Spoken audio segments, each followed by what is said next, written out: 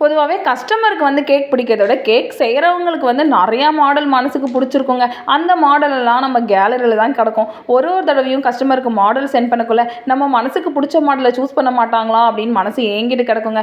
அப்படி மட்டும் சூஸ் பண்ணிட்டாங்கன்னு வைங்களேன், அப்படியே ஆகாயத்தில் பறக்கிற மாதிரியே இருக்கும். அந்த மாதிரி தான் இந்த கஸ்டமர் இதை ஆர்டர் கொடுக்கலையே எனக்கு இருந்துச்சு. இந்த மாடல் எனக்கு ரொம்பவே பிடிச்சிருந்துச்சி. ரொம்ப நாளாக என்னோட கேலரியில் தான் கிடந்துச்சு. இவங்க இதை சூஸ் பண்ணோடனே நான் அவ்வளோ ஹாப்பி ஆகிட்டேன். இது பார்க்கவே அவ்வளோ சூப்பராக ப்ளூ கலருங்க ஃபுல்லாகவே கேக்கு.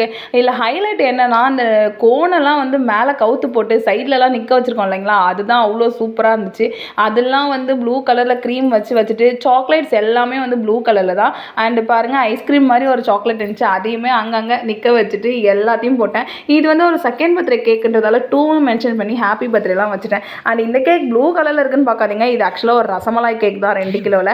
ஸோ கஸ்டமர் அனுப்பிச்ச மாடல் படியே நான் சூப்பராக வந்து செஞ்சு கேக்கை ஃபினிஷ் பண்ணிட்டேன். பார்க்கவே அவ்வளோ அழகாக இருந்துச்சுங்க. கஸ்டமருக்குமே ரொம்ப பிடிச்சிருக்குன்னாங்க.